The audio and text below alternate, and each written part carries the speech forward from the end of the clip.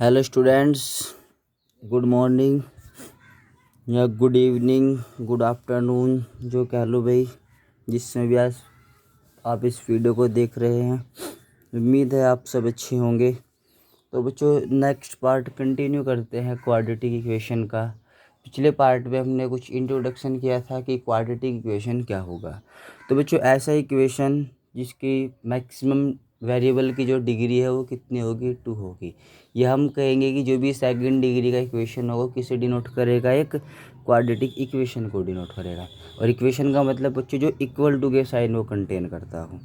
ठीक है, अब हम आगे बात करते हैं बच्चों की किसी भी क्वाड्रेटिक इक्वेशन का सॉल्यूशन क्या होता है।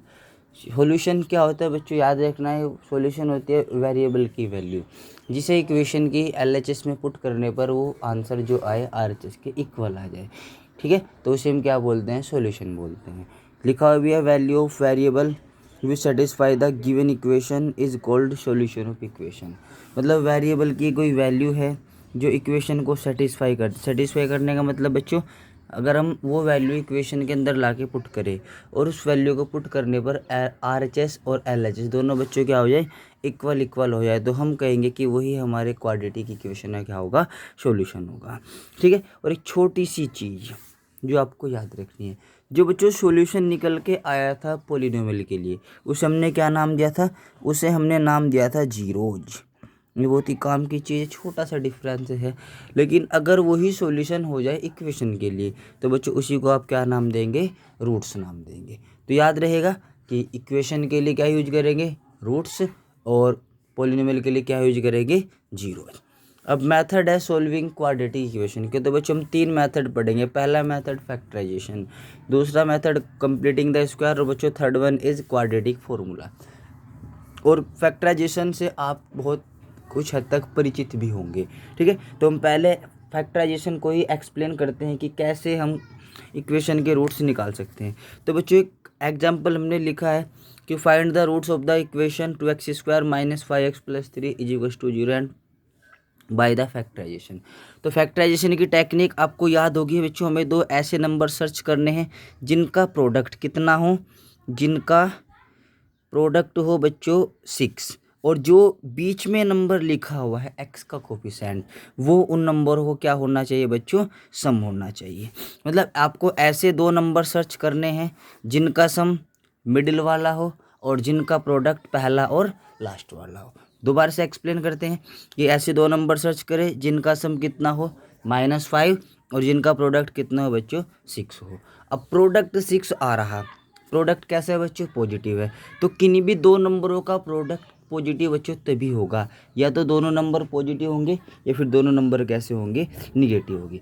क्योंकि हम पॉजिटिव नंबर नहीं ले सकते, बिकॉज ऐड करके कितना आना है, -5। तो ऐड करके -5 आ गया तो 100% बात है बच्चों, दोनों नंबर कैसे रहे होंगे, निगेटिव रहे होंगे। तो इस 5 की जगह आप ऐसे लिख सकते हैं, तो आपको नंबर मिल भी गए होंगे, क्या होंगे, -2 और -3। तो बच्चों लिखे कैसे, यहाँ पे 2x², और इस 5 को आप कैसे लिखेंगे, -2x और -3x। ठीक है, आई होप यहाँ तक आपको बात समझ में आ गई होगी। क्योंकि ऐसे तो 2 नंबर सर्च करने थे जिनका प्रोडक्ट कितना हो, +6 और जिनका सम कितना हो बच्चों, -5। सम कितना होगा, -5 होगा। ठीक है, तो आप देख रहे होंगे -2 -3 -5 और -2 × -3 +6। ओके, उसके बाद फिर वही कॉमन लेने की कहानी, इन दोनों में आपको क्या कॉमन दिखाई दे रहा है, आप कहेंगे कि सर इसमें एक 2 कॉमन है और एक इसमें x कॉमन है। याद रखिएगा x² और x में हमेशा x कॉमन होगा, तो बचेगा क्या, यहाँ पे बचेगा x और यहाँ पे बचेगा बच्चों 1। सिमिलरली इस पार्ट में, इस पेयर में आपको क्या कॉमन दिखाई दे रहा होगा, आप कहेंगे सर 3 यहाँ भी है और 3 वहाँ भी है, तो हमने दोनों में से -3 कॉमन ले लिया, तो बचा कितना अंदर, x - 1 = 0। ठीक है, यहाँ तक समझ में आया। फिर अब इस पूरी पार्टी में आपको क्या कॉमन दिखाई दे रहा है बच्चों, x - 1 कॉमन दिखाई दे रहा, तो बचेगा कितना, यहाँ पे बचेगा 2x और यहाँ पे बचेगा कितना, -3 = 0। ओके, और अब आप देखना जरा, 2 नंबरों का प्रोडक्ट 0 आ रहा, ये तभी पॉसिबल है जब या तो पहला नंबर 0 रहा हो या फिर दूसरा नंबर 0 रहा हो। ओके, दोनों को हमने क्या कर दिया, अलग अलग इक्वल रख दिया 0 के। अगर ये 0 होगा तो बच्चों x बराबर कितना मिलेगा, 1 मिलेगा, और पर्दे के इस पार अगर यहाँ से सोचें तो 2x इजिक्वल्स टू 3 और x इजिक्वल्स टू में कितना होगा बच्चों 3/2। तो ये जो 2x की वैल्यूज निकल के आई ये हमारे क्या होंगे सॉल्यूशन होंगे। सॉल्यूशन मतलब यही हमारी इक्वेशन है क्या होंगे रूट्स होंगे। ठीक है, यानी कि क्वाड्रेटिक इक्वेशन है कितने रूट्स होंगे मैक्सिमम एटमोस्ट 2 रूट्स होंगे, उससे ज़्यादा रूट्स उसके पॉसिबल नहीं हो सकते। मुझे उम्मीद है ये बात आपको समझ में आई होगी। तो आइए स्टूडेंट्स एक एग्जांपल से और समझते हैं। क्वेश्चन है ये जो रूट्स वाले क्वेश्चन है उनमें बहुत प्रॉब्लम होती है, ठीक है, लेकिन समझने का प्रयास करते हैं। अगर आप प्रैक्टिस करेंगे तो किसी भी चीज़ में प्रॉब्लम आपको नहीं होगी। प्रैक्टिस करते रहे ज़्यादा से ज़्यादा तो क्वेश्चन आराम से सोल्व होगे। एक बार में नहीं तो दूसरी बार में, दूसरी बार में नहीं तीसरी बार, लेकिन सोल्व होगा जरूर। क्या लिखा है बच्चों 3x² - 2√x + 2 = 0। ठीक है, तो हमें क्या ढूंढना, सबसे पहला मेन कार्य हमें 2 नंबर सर्च करने जिनका सम कितना होगा।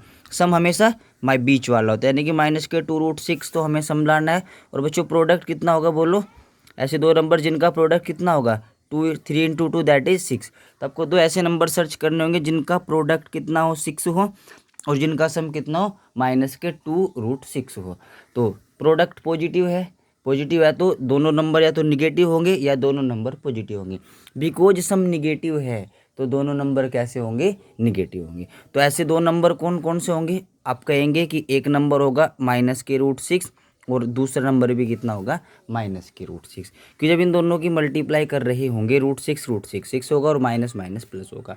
जब आप इन दोनों को ऐड कर रहे होंगे तो कितना होगा -2√6 होगा। तो ऐसे 2 नंबर ही यही है जो हमारी कंडीशन को सेटिस्फाई करते हैं। अब आपको बस काम क्या करना है, 3x², ये माइनस एज इट इज के साथ पहला √6 लिखेंगे, फिर इस दूसरे को भी क्या लिख देंगे ऐसे ही एज इट इज लिख देंगे और +2 = 0। अब बात आती है कॉमन की।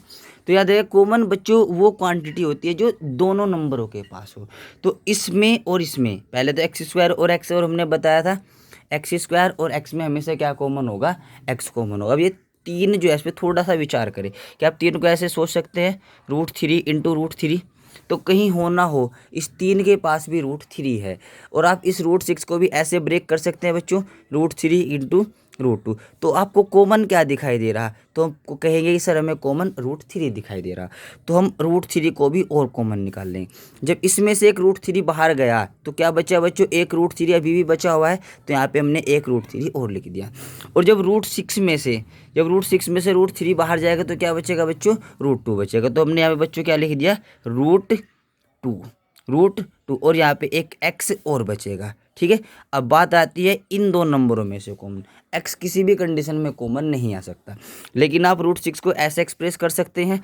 तो इसी प्रकार से 2 को भी तो बच्चों ऐसे ही लिखा जा सकता है √2 × √2। तो दोनों के पास क्या है, दोनों के पास है √2। तो हमने पूरे में से बच्चों क्या कॉमन निकाल लिया √2 कॉमन निकाल लिया। अब तो बचा कितना, जब यहाँ से √2 बाहर गया तो कितना दिखाई दे रहा है आपको √3। तो √3 और एक कितना बचेगा बच्चों x सॉरी। नेक्स्ट इसमें से जब एक √2 बाहर चला गया तो बच्चा कितना बच्चों यहाँ पे √2 बचेगा = 0। अब ये प्लस माइनस का भी बहुत बड़ी प्रॉब्लम होती है। जो साइन इस ब्रैकेट का होगा बीच में वही साइन इसी ब्रैकेट का लाना है आपको।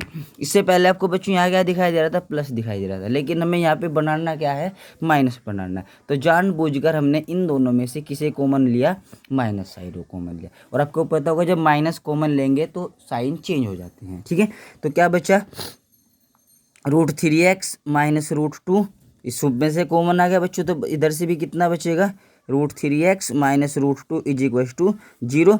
फिर वही 2 नंबरों का प्रोडक्ट 0 तो कैसे पॉसिबल होगा, पॉसिबल तभी होगा जब या तो पहले वाला = 0 हो या फिर दूसरे वाला = 0 हो।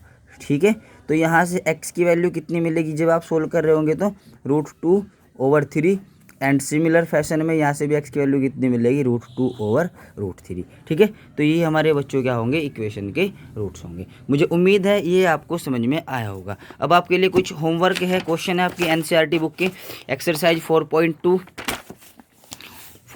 के बच्चों पहले पार्ट के 5 क्वेश्चन हैं, ये सारे आपको करने हैं। ठीक है, और जिसको भी प्रॉब्लम थी 2.3 के सॉल्यूशन में उसे मैं आज सोल्व करके आपके ग्रुप पे डाल दिया जाएगा। ठीक है, तो आज के लिए बस इतना ही। अपना ध्यान रखें, घर में रहे, सेफ रहे, सुरक्षित रहे। धन्यवाद।